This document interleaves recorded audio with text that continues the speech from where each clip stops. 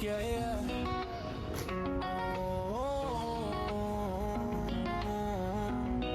Yeah. Tara na, vroom vroom, takbo tayo sa hangin. Hi. So ginagawa pa rin natin lahat para prepare yung bike. So tires are good.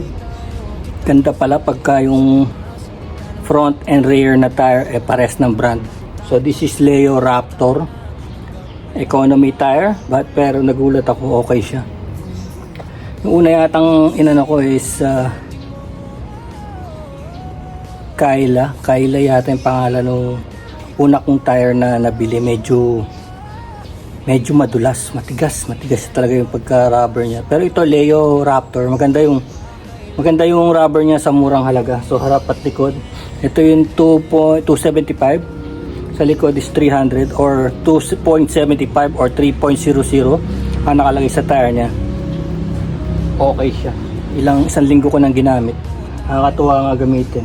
Next time ang ginawa naman natin yung brake fluid, binlead natin. So pag binibleed yun, parang pinapalitan mo lang yung fluid, kasi ito yung pinapalit ko. Nagbi-build up kasi ito habang merong parang gunk, parang corrosion sa loob ng dun sa may reserve, may nabubuo doon na parang mga gelatin. So yun, humahad lang yun sa smooth braking.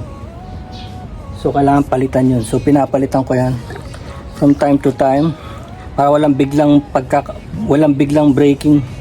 Tapos yung pagka-bleed ko, yung headlight, binigyan ako ng kapatid ko ng Bull Vision, malinaw. Pinalit ko. Of course meron naman tayong mga auxiliary lights dito.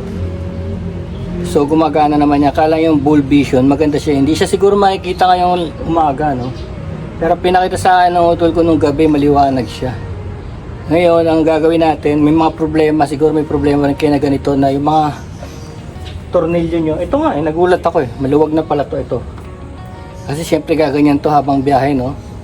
So lumuwag na naman yung tornilyo na. Ganito ginagawa ko dyan Yung sa friend nga natin na sa PG1 din na bumiyahe siya, lumalabas na pala yung axle.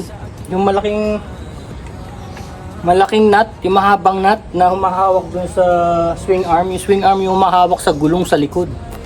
Kung matanggal yun, maaaring may aksidente. Pero hindi naman siguro bubunot yun ng bigla. Siguro biglang i-squala lang ng ganun yung motor ng konti. So mararamdaman mo na talaga na nabunot na. Nawala na yung nut sa kabila. Ito, papakita ko sa inyo. Kasi pagka bumabiyahe ka sa rough road, mga simpleng nut and bolt, maglulose yan.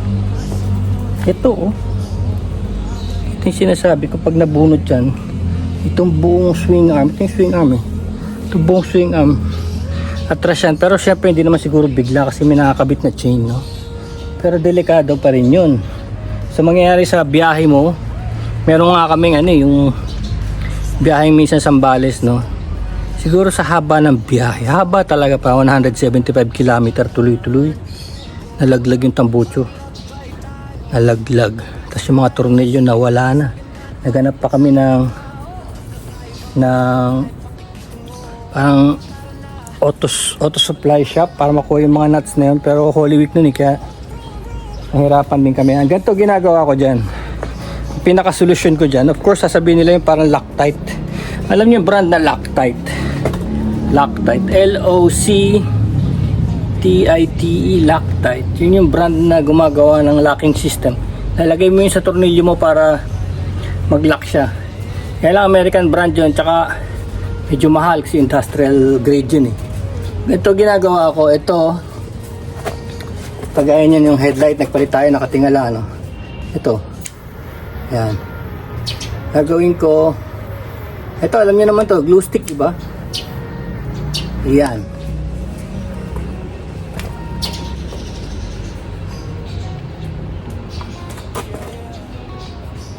Yan.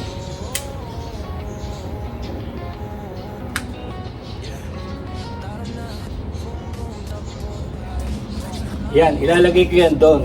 Tapos ito, kasi ganyan, no?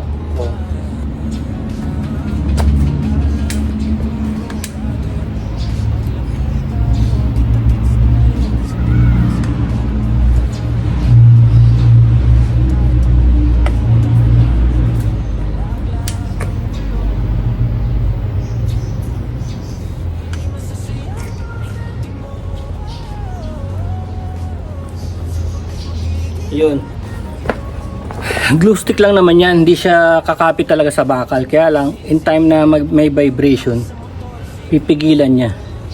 Hindi talaga lalabas. Garantisado ko na to.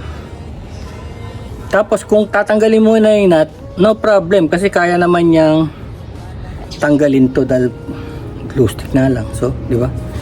Pero in terms of vibration, matutulungan niya na hindi matanggal yung, hindi magkaiwa-iwala yung motor mo sa biyahe.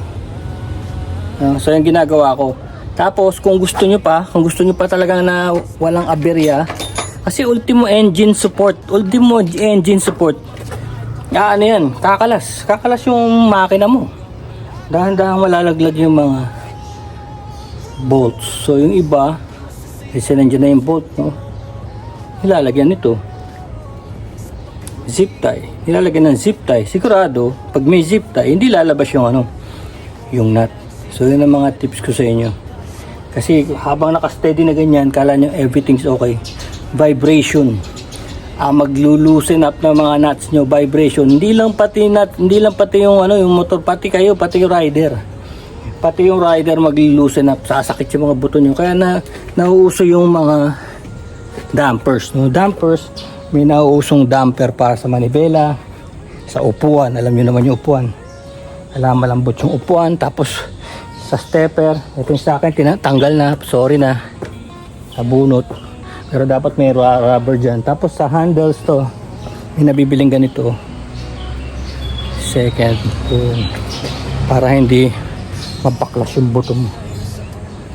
So yun ang mga tips ko sa mga long rides.